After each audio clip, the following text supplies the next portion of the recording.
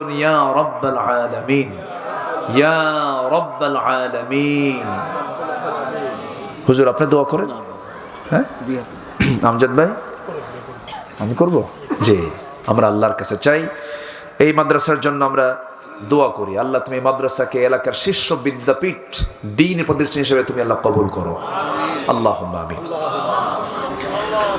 রব্বানা যালামনা أنفسنا وإن لم تغفر لنا وترحمنا لنكونن من الخاسرين।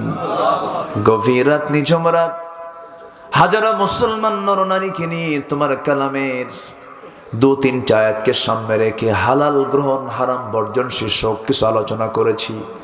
গুনার বোঝা মাথায় নিয়ে কাঙ্গাল ফিকিরের মতো দুটো হাত পেতে আছে। আল্লাহ গুনার দিকে তাকায়ও না, বান্দা তো আমরা, তোমার মেহেরবানি করে মাফ করে দাও।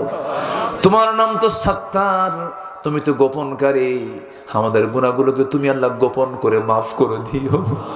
আল্লাহ জনম দক্ষিণী মা যারা দুনিয়া থেকে বিদায় নিয়েছেন, আব্বা যারা দুনিয়া থেকে বিদায় নিয়েছেন, জিন্দেগির গুনাহগুলো মাফ করে দাও, কবরগুলোকে জান্নাতের টুকরা বানায়া দাও।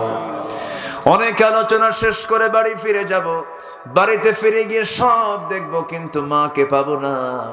সে আব্বা আম্মা যারা চলে গেল রে, জিন্দেগির গুনাহগুলো মাফ করো, কবরগুলোকে জান্নাতের বাগিচা বানায়া দাও। সবাই চক্ষু বন্ধ করুন, হাত একটু উঁচু করে সবাই বলুন রব্বিরহামহুমা কামা রব্বায়ানি সগীরা। সবাই বলুন রব্বিরহামহুমা কামা রব্বায়ানি সগীরা।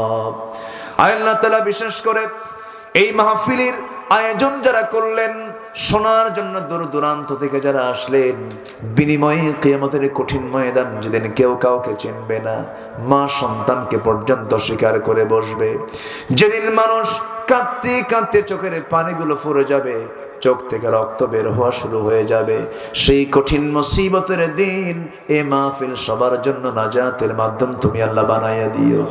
তোমার বান্দাগুলোকে নিয়ে এমন সময় হাত তুলেছি, মুসলমানদের যখন পারে তলায় মাটি নাই রে, মুসলমানদের বাইতুল আকসা তুমি আল্লাহ মুসলমানদের হাতে তুলে দাও।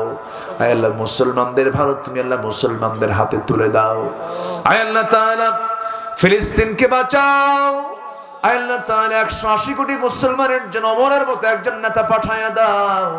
ও আল্লাহ, দুনিয়া থেকে কোন দিন বিদায় নেব জানি না, ডান হাতে আমলনামা না আসা পর্যন্ত মরণ দিও না। কত লোকের জানাজায় গেলাম, আমার জানাজায় মানুষ একদিন হাজির হয়ে যাবে রে।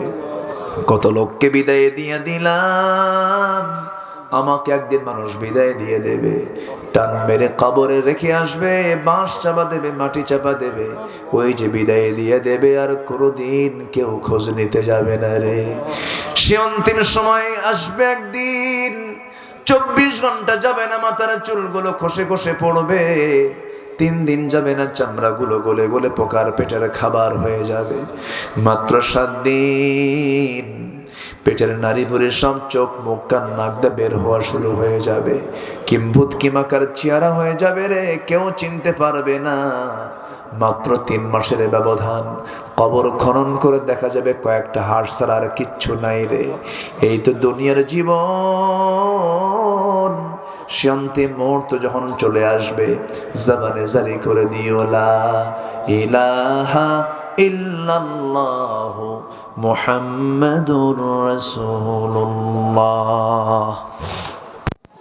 আসসালামু আলাইকুম ওয়া রাহমাতুল্লাহি ওয়া বারাকাতুহু।